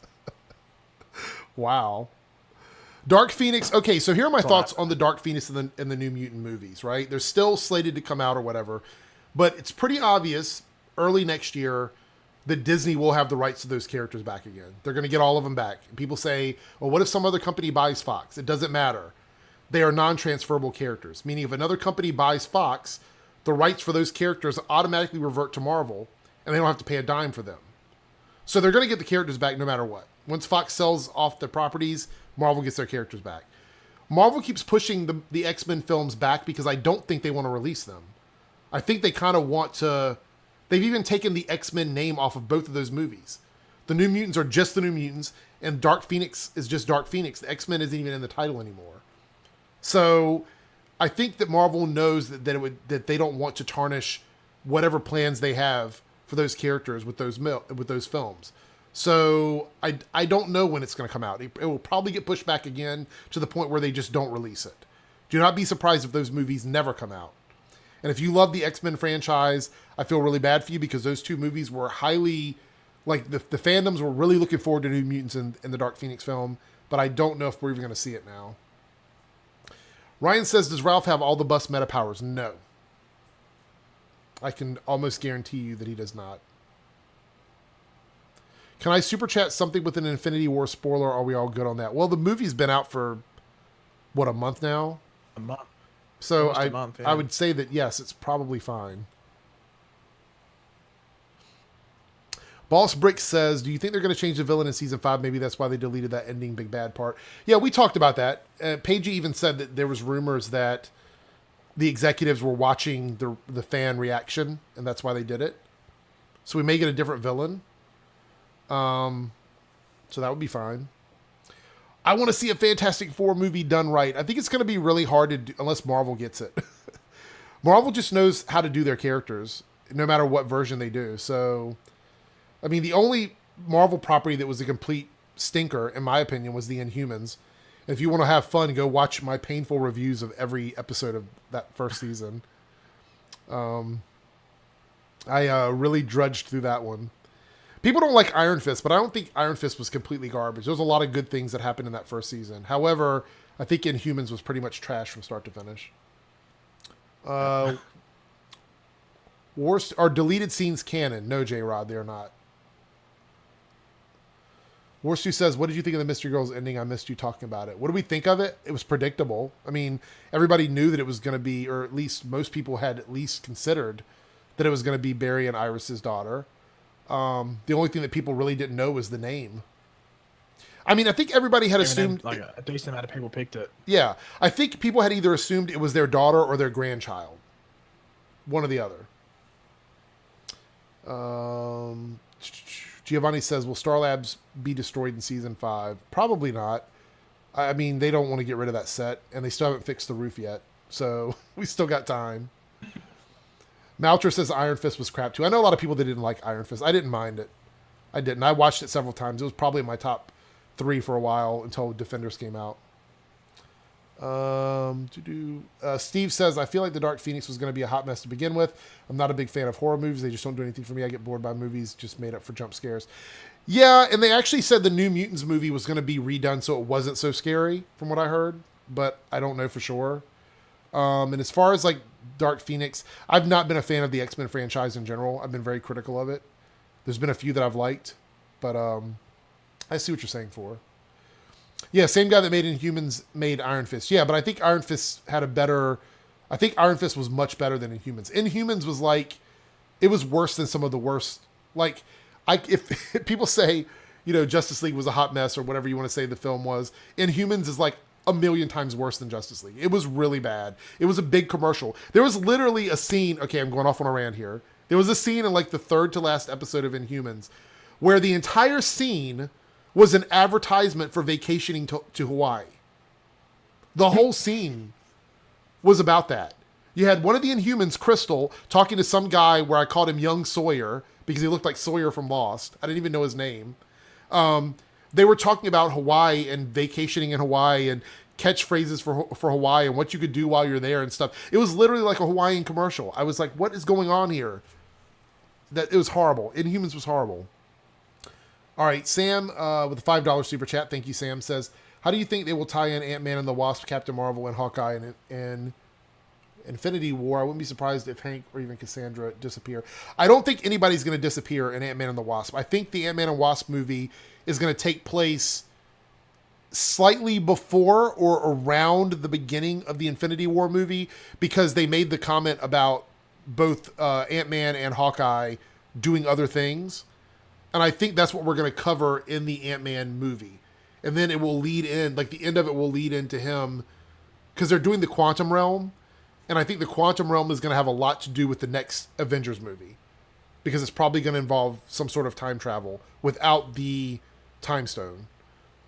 Again, this is all just speculation, but we'll have to see. Amethyst says, what do you guys think about Cloak and Dagger that's coming out on June 7th? It looks pretty good from the previews I've seen. I'm going to be reviewing Cloak and Dagger because I'm going to have time. I mean, with so many shows ending, it will open up my schedule for a new series. And that comes on ABC Freeform, which is like the CW version for ABC. So I'll be watching it. Are you going to watch that, Paige, or no? You don't have any interest in Cloak and Dagger, or what are you thinking? I'll watch it. I'll probably watch the first like 2 or 3 episodes. And like from the trailers, I'm like... really couldn't care, but I'll give it a chance. Yeah. Some people was asking about Krypton. I tried to review Krypton. The first 2 episodes got flagged immediately before they even got uploaded. So I just said, forget it. I give up. I'm not fighting with Krypton. Just like I don't fight with Gotham. I'm not going to fight copyright claims with those things before. I at least want it to get uploaded first before it gets hit. And it always happened with those. So... not worried about it. But Krypton did get renewed for another season, which is very surprising. The production quality is really good on Krypton. I have to give them that. I think it's the best looking of a lot of the shows. Worstu said, so Godspeed is confirmed. Was it? Was Godspeed confirmed? Sing as Godspeed, same story. I hope not. We're never going to get rid of Godspeed. I hope that one day we get him. So that way we can stop hearing that everybody is him. That would make me very happy. YouTube hates me. It does most of the time, yes. That's why they always like creep in and do some stuff. Just like the fact that I actually was arguing with a Team YouTube person on Twitter, and I actually talked to a real person at YouTube for the first time ever in an email. It was amazing to actually speak to a real person from YouTube. Am I planning on doing a live chat on Krypton? Probably not a live chat, but I'm going to do a season overview. I still haven't watched the last week's episode or whatever the last episode was. Who do I think the Longbow Hunters are? I don't think we've met them yet. If we had met them, we would have definitely seen them at the end of this past season. So, what do you think, Paige? I think we're gonna see casting news for them over the summer, probably. I reckon it's going to be, in regards to names, it wouldn't surprise me if they went with 2 that are from the New 52, which is Killer Moth and Red Dart. Yeah, absolutely. Just because Red Dart allows you to put a female character in there. And because we've already because Brick and Vertigo have already been done, and they're not going to bring them back in. So yeah, I don't think they'll bring back Brick, because What a I still boring find it funny that character. Brick is played by the. He was played by the guy that played Juggernaut in X-Men 3. Well, Deadpool, even though I probably just spoiled it by just saying that. What was I going to say? And the third one, I don't know who they could do. Like, they could put Cupid in there, but that's a bit. Ugh. I don't know how stupid. I know. I don't want it to be in there, but it wouldn't surprise me. They did Cupid or something. Ooh. So I think I did a video called like about the Longbow Hunters, just in case people didn't know who they were. And I said they could put Komodo in there just so there's an archer. So we saw Komodo back in season 3, and he was like the person that Laurel thought killed Sarah. You know, when Sarah gets shot with the arrows and falls off the thing. So they could bring Komodo back and actually do him some justice, because he was done pretty terribly for like a fairly decent character in the Green Arrow mythology. So they could bring him back and be in the Longbow Hunters, but honestly, who knows? They could put people that aren't even in the comics as Longbow Hunters, because it's just sort of meant to be like a random group of assassins. All right. Sam, $10 super chat says, just to put this out there, they set up so much with Arrow and the Longbow Hunters, and they could have done Lady Shiva if it wasn't for Gotham taking... Well, I think Lady Shiva could still show up as a Longbow Hunter. I mean, they could do that. It would change her story a little bit. Just matters if Lady Shiva would be a Longbow Hunter. Right. I think that would be really good, though, actually. If you think about it.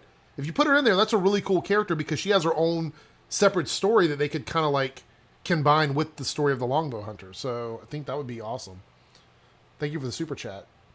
Cupid is Batwoman. Oh, no. Please, not that. Cupid is literally my least favorite. Her and the Bee Girl were my two least favorite characters in the whole Arrowverse. And if I had to pick one, like a third, it would be the "Give me my money." I hated that guy. Like Give me my money. Yeah. So, so somebody says, "Do you think the Tiger character will appear on Legends?" Oh no, I don't think that guy's gone. I don't think we're gonna see him again. Gotham has been incredible. Well, I've been hearing mixed stuff about it. Boba keeps me up to date on Gotham, but I feel like there's a lot of drama around the Joker, not Joker stuff that's happening with Jeremiah. So, because people don't realize that Warner Brothers is not going to let him use the name Joker, because they want to sell Joker stuff in the films. And so, yeah, Bug-Eyed Bandit is one of the best Arrowverse villains. It's like he's like, fight me. No, I didn't like that character. Let's see. Warstu says, "Do you guys think Arrow season 7 will be the last?" It's a possibility. If they, I'll answer to Comic-Con if it's the case. Yeah, I mean, if they consistently get below 1 million views a week, they definitely would consider. Because I think Stephen Amell was only contracted for 7 seasons, meaning, if they don't renew his contract, it could end. Thoughts on Wally not being on Legends season 4 poster?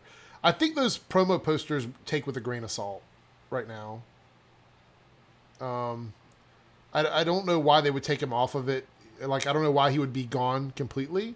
Because he did, the whole point in this episode tonight with him talking to Joe was he acted like he had found his new family. This was kind of, I feel like him on having him on Flash tonight, this was kind of his goodbye to the series. Like, I found my new family kind of thing. Didn't you, Paigey? I mean, it's kind of what I felt like it was. Or they were explaining to people that don't watch Legends where Wally was. Right. Because on Flash, they never address... Sorry, Joe does it last week, I think, or the week before. But they don't really, spend time on it. Yeah. And, it's not like Wally got to say, I'm with the Legends now. Yeah. So I think that's them doing that, and then Wally will most likely be in the crossover next season and stuff like that. Mike says, "Did I miss you guys talking about nothing came from the Speed Force symbols?" We talked about it for a moment, but we just kind of to sort of summarize it. A lot of the stuff they didn't cover probably is going to be covered next season. Most of it can carry over to another season. Gotham has utterly destroyed the Batman timeline in canon. Yeah, Knives. I don't think Gotham cares about anything from the series. I think they said that next year was going to be an adaptation of 0 Hour, I believe. We don't even have Batman yet, really. So I don't know how they're going to adapt any of that. Well, from what I understand, I think they're not really going to adapt it. I think they're just adapting the fact that Riddler because in that storyline in the comics, Riddler's like the one trying to control everything. Yeah. So I think that's what they're going to do in Gotham season 5. Because Penguin has been the main Riddler's villain for probably one most of the stronger seasons. characters. Like, Penguin has been like He'll the be- cornerstone. Yeah, so I think they'll do Riddler, and he'll be like the villain for season 5, especially going without spoiling Gotham's finale if you haven't watched it. What they do with characters, including Riddler at the end, you don't really know what they're doing. So Yeah. yeah, but I think by that the whole story them adapting, I think they basically mean about Riddler being the villain, not necessarily about like Bruce being Batman at that stage. He'll probably put the cowl on at the end, or he'll probably have a suit or something that's very Batman-esque. Steve says maybe next year they'll address the Philosopher's Stone and they'll find Maxwell Lord hiding on Earth 1. Maxwell Lord.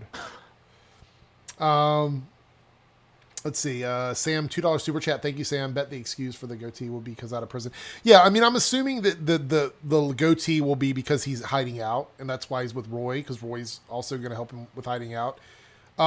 Which is weird because we just said goodbye to Thea. So if Roy is helping him hide out, does that mean that Thea's coming back for a little while next season? I don't know, but I'm pretty sure that's what's going to go on. Yeah, year 0. I said 0 hour. What am I thinking about? Year 0 next season. So yeah, Riddler's the main villain. Justice League thing. Yeah. What was I saying? Everything's hour or day or you know, flashpoint this, flashpoint that.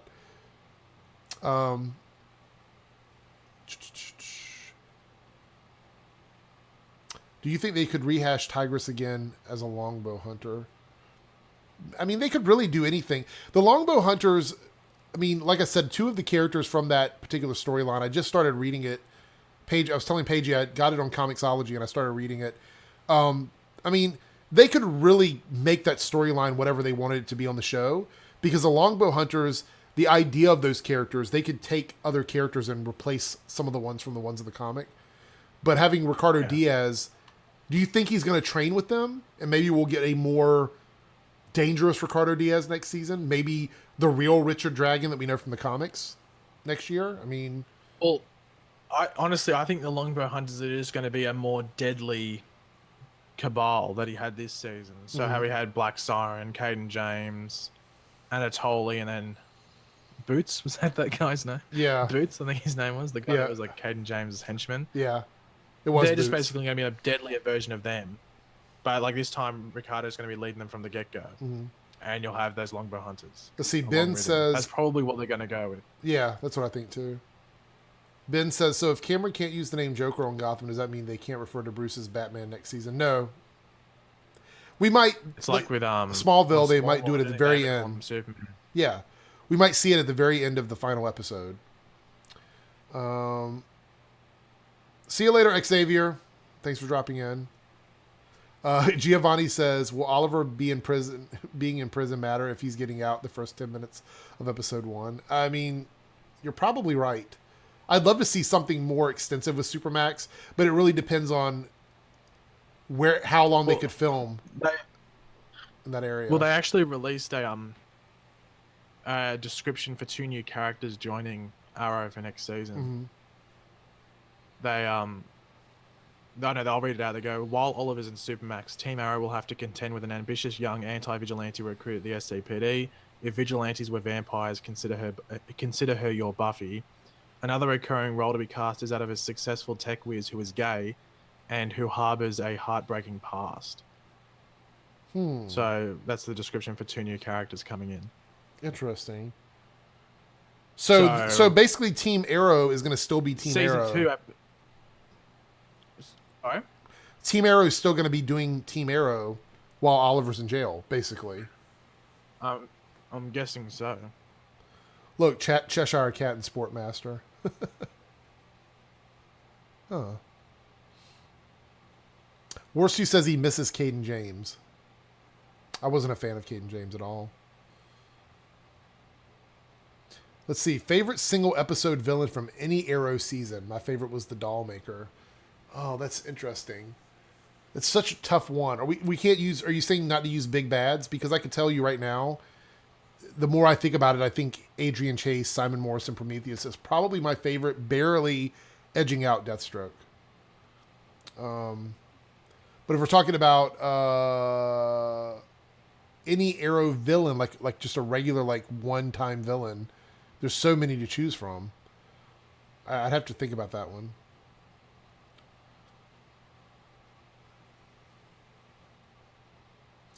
I'm trying to think of one right now. I can't think of any off the top of my head. Yeah, there's so many.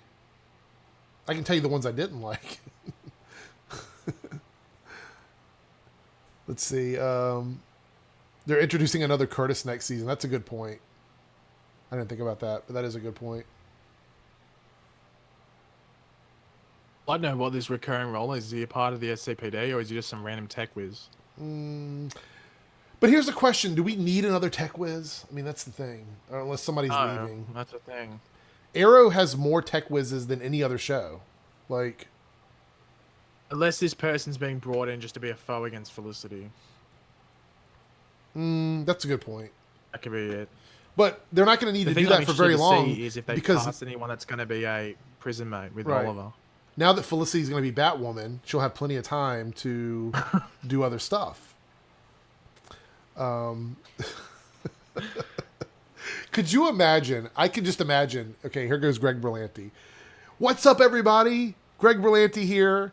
And we've decided that Batwoman needs to be a character that everyone adores, that everyone loves, and she's had a long legacy on our shows here in the Arrowverse on CW. She's been such a prolific, enlightening character. So we're going to get Emily Bett Rickards as the Batwoman of Earth 26. And the audience starts cheering. All the Olicity fans start cheering. And Stephen Amell is going to be playing Bruce Wayne from Earth 26. Oh. So we get Batman and Batwoman for Earth 26. Oh, gosh. That would be horrible. I think that would be... Like, can you imagine... I have a bad feeling about this. I have a very bad feeling. I really hope that that the Batwoman character... that she's more like Batman than the Batwoman from the... Because the Batwoman from the comics is good, but she's not as, like, Bruce Wayne-ish. So I hope that they really take her in that direction. Well, I read, like, adding it up, because I was reading single issues. I might have read the first volume of Batwoman Rebirth. It was so boring. It was terrible. Like... I think Supergirl Rebirth got cancelled, but I think Batman Rebirth must have been worse. People must be buying it, so they must be keeping it on. But, Ben says featuring Colton Hayes as Nightwing. Yeah, we could just reboot every character from Arrow into Batman's world. Well, that's interesting. Remember when he was tweeting out stuff about him being at the WB office? It was obviously about him rejoining Arrow. That was a while back too, wasn't it? I mean, that's been quite a while. Yeah, so it must have been about him rejoining Arrow and stuff like that. Because I remember he tweeted out Nightwing or something. And he was just G'ing people up or something, or messing with them. Ethan Hall, that's a funny question. What would you rather see on Arrow? Oliver fighting rhino poachers in Africa or fighting gun control again? Like, neither. I don't want to see either one of those storylines. Actually funny. Remember when they said that in the Black Lives Matter episode of Arrow, and that never happened? It didn't happen, you're right. I think they definitely avoided a bullet there by not doing it. Wait a minute. That's what I'm saying. I think they avoided a bullet by not doing it. Yeah, I was going to say, that's weird. But I also feel like, this is going into Supergirl territory, but I feel like the episode from this week where James had to deal with, they said being like a unmasked black vigilante in America.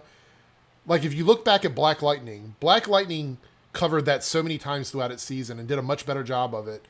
What we got on Supergirl was like just a tiny pinch of what Black Lightning did with that storyline through their season. So I think it's a little weird that they even bothered to do that on Supergirl. It was such an afterthought, in my opinion, from this week's episode. Season 5 is going to be epic. Featuring Thea as Batgirl. I would not mind Thea as Batgirl, but Willa Holland literally left Arrow because she does not like to do all the costuming and stunt work and all that and everything. She doesn't like to do any of that. So once they introduced that, you notice that her time on the show declined quite considerably. Yeah. If you had to choose one, which poison would you take? Olicity Baby or Felicity as Batwoman? Oh God. Oh. Probably Felicity is Batwoman because it would only last a couple of episodes, while Felicity Babies would be an ongoing I mean, torture. they were already setting her up for Batwoman. That's what was going on in that crossover with with the Legends. When when she was running and trying to stop what was it, the Reverse Flash plans. And they dismembered her or something, decapitated her. I don't remember. No, break her neck. That's what it was.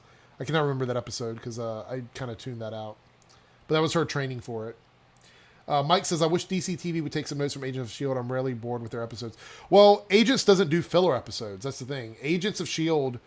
is the one series that does not have any filler episodes anymore. Every single episode is important because they break up their season into different story arcs.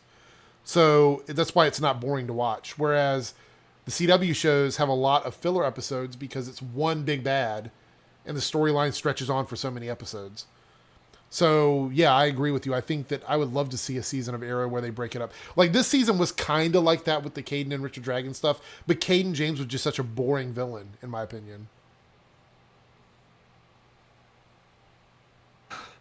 I'm just looking through my comment section. Someone goes, Paigey being pissed off is the best thing. People must love it when I get angry watching the shows or something. What were you pissed off about in your video? I think I was annoyed at the producers for lying. Yeah, well, I can understand about that. what was happening at the end. So Yeah, things I in get the it. finale, yeah. I totally get that. Yeah. Let's see, follow-up thought. Then you can have a white Wally West and a black Wally West. Wait, what are we talking about? I missed your first thought. Follow-up thought. Wait, I don't...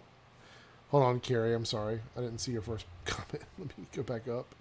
See what that follow-up was so I can get context here. They've done the same character from different Earth, but played by a different actor. Barry Allen is Earth 35, played by Jake Gyllenhaal. Oh, you mean so like, yeah, giving a different version of a character. Yeah, I'm totally cool with that. I think that would be fine. Okay, we're going to wrap it up here. It's already been an hour and 45 minutes. Goodness gracious. This is the longest stream we've ever done, but I guess since it was the finale for The Flash, it makes sense. Amethyst says, everyone has been campaigning for Sanders to come back, and they think Alex Danvers is going to be Batwoman, but she can't because she's too important to Kara. Saunders is Kate Kane. And EX52. Yeah, I don't think it's going to be anyone, like, it may be a character that we saw years and years and years ago, but it's not going to be like an A or a B list character. I don't think we're going to see anybody part of the main or supporting cast. It might be a character that we've met before, but I don't think it's going to be anyone like that. I don't think, well, I mean, Floriana's show got canceled, right? The one that she left for. Didn't that show get canceled? So... Oh, probably. If it did, then maybe she made a bad decision. I don't know. But she's also been cast on... Wait, she Punisher. was... she was on The Punisher, yeah. So, who knows? Sam with the $2 super chat. Paigey pissed off Godspeed rant. Let's not go back into Godspeed territory. Please, we're not going to do that. Anyway, guys, it's been an hour. Banning the word Godspeed from my comment section. It's been almost 2 hours. Thank you guys so much for coming in. Hope you guys enjoyed the Flash finale. We got a bunch of Flash videos to make over the next couple months, so it's not the last you're going to hear of it, with so many things left on a cliffhanger. Anyway, thank you guys so much for coming in. Thank you everybody for super chatting. Thank you, Paigey, for joining me up here, above me in the chat here. And we will chat with you guys soon. We're going to do more crossover streams this summer, so just stay tuned. All right, take care, guys. See you later.